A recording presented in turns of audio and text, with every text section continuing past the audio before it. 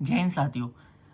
Quad की जो meeting जो ऑस्ट्रेलिया में सिडनी में होने वाली थी, वहाँ पर क्या हुआ है कि वहाँ पर जॉय बाइडेन जो यूएस के प्रेसिडेंट है, उन्होंने आने से मना कर दिया। कारण बताऊंगा क्यों मना किया है। और इस कारण से ऑस्ट्रेलिया ने पूरा क्वाड का जो समिट है, जहाँ पर 4 लीडर प्रेजेंट होते हैं, हमारे देश के पीएम, इंडिया के, ठीक है, जापान के भी पीएम प्रेजेंट होते हैं, ऑस्ट्रेलिया के भी पीएम आते हैं, मात्र यूएस का ही प्रेसिडेंट आता है क्योंकि हेड ऑफ द स्टेट वही है। ठीक है, तो ऑस्ट्रेलिया ने फिलहाल ये पूरा समिट रफ आउट कर दिया या फिर ठंडे मतलब खत्म ही कर दिया, मतलब कैंसिल आउट ही कर दिया है। लेकिन ये अजीब बात है क्योंकि जब आप देखोगे क्वाड को, तो क्वाड एक कहीं ना कहीं ये चाइना की एक जीत है। और क्वाड जो समिट है, ये कहीं ना कहीं ग्रो अप होना स्टार्ट हुआ था ट्रम्प के टाइम में, तब से लेकर के ठीक ठाक ये चल रही थी। लेकिन जो अभी की जो स्थिति है, इससे कहीं ना कहीं आपने फालतू की एक चीज चाइना को पकड़ा दी है। तो क्वाड बनाया इसलिए गया था ताकि चाइना की जो इंगेजमेंट है इंडो पैसिफिक के अंदर, उसको काउंटर किया जा सके।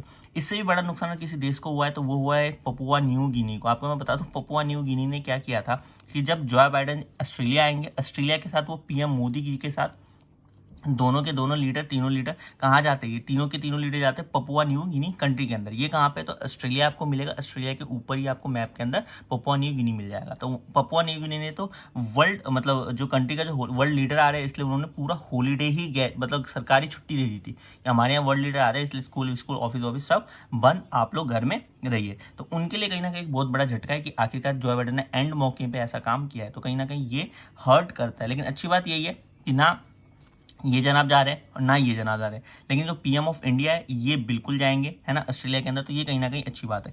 तो अभी जानते हैं कि क्या पूरी खबर है। देखिए, ऑस्ट्रेलिया के जो पीएम है एंटोनी एल्बनीसी, क्वाड समिट था, उनको कैंसिल कर दिया गया।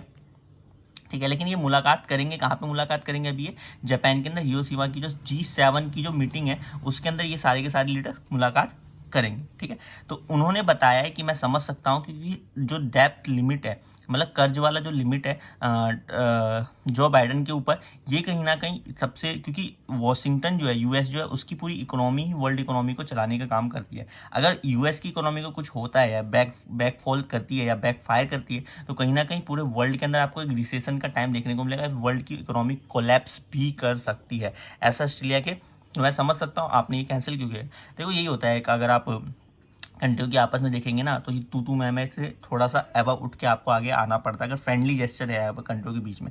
नहीं तो ये भी बोल सकते थे, अच्छा आप हमारे में नहीं आए, हम आपके में क्यों जाएंगे, ये वो अगर पकड़। लेकिन इन्होंने ऐसा कुछ नहीं कहा है, उन्होंने कुछ गलत इंटेंस में नहीं लिया है, सही इंटेंस में लेने की कोशिश की है। आपको बता दें, यूएस के जो कर्ज है ना दुनिया के अंदर, सबसे ज़्यादा यूएस के पास कर्ज है। आप बोलोगे यूएस को कर्ज मिलता है, 31 ट्रिलियन डॉलर का है। आप जरा अनुमान लगा लो, 31 ट्रिलियन डॉलर का सिर्फ उनके ऊपर कर्ज है। उसका कारण ये है कि यूएसए गवर्नमेंट क्या करती है, टाइम टू टाइम बॉन्ड जारी करती है, या फिर लोग इन्वेस्ट करते हैं यूएस को। मान लो एक पेपर उन्होंने निकाला, आप भी गवर्नमेंट ऑफ इंडिया का ले सकते हो, है ना, बॉन्ड निकाल दिया, बॉन्ड में बोला कि भैया आप हमारे यहाँ इतना रुपए इन्वेस्ट कीजिए 5 साल के लिए, 3 साल के लिए, और हम आपको इतना ब्याज दर के ऊपर इतना पैसा देंगे। क्योंकि दुनिया के अंदर एक भरोसा है, यूएस की इकोनॉमी है, यूएस का मतलब एक पावर है, तो इसीलिए लोग यहाँ पे इन्वेस्ट करते हैं। अब यूएस के पास जो है 31 ट्रिलियन की अभी के डेट में ये कर्ज है। इसको लिमिट जो है ना 31 ट्रिलियन, ये बस हो गया है। लेकिन यहाँ पर जाकर के पार्लियामेंट के अंदर इन्होंने बिल पास करना पड़ेगा, क्योंकि बोलेंगे कि भैया 31 ट्रिलियन से हमारा खर्चा नहीं निकल रहा है। तो जो बाइडन जाएंगे यूएस के अंदर एक बिल पास करेंगे और बोलेंगे 31 ट्रिलियन हमारा खर्चा नहीं निकल रहा है, तो हम इस डेप्थ ट्रिलियन को और बढ़ाना चाहते हैं। ये टाइम टू टाइम हर एक प्रेसिडेंट आते हैं,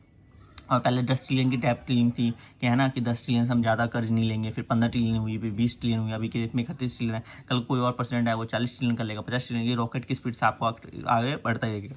गैप देखिए आप। उसके बाद सेकंड नंबर पे सबसे ज़्यादा कर्ज लेके बैठा वो यूके बैठा है, यूनाइटेड किंगडम लेके बैठा है। लेकिन दोनों के अंदर अंतर देखिए आप, एक 8.73 ट्रिलियन कर्ज लेके बैठा है, तो दूसरा 31 ट्रिलियन। इसमें चाइना बहुत नीचे है, चाइना 5वें नंबर पर, जो कि मात्र 2.64 है। इंडिया की बात करो तो इंडिया टॉप 10 में तो नहीं आता, उसके नीचे बेशक आए। ठीक है, तो चाइना की बात करें, अभी हमारी इकोनॉमी उतनी बड़ी है भी नहीं। अब चाइना को देखो, तो चाइना की जीडीपी और यूएसए की लगभग आप सेम टू सेम होने ही वाली है, मतलब 1-2 ट्रिलियन का आपको अंतर देखने को मिलेगा। लेकिन आप कर्ज के मामले में देखो, यूएसए का 31 ट्रिलियन का कर्ज है, चाइना का क्या है 2.64 ट्रिलियन का।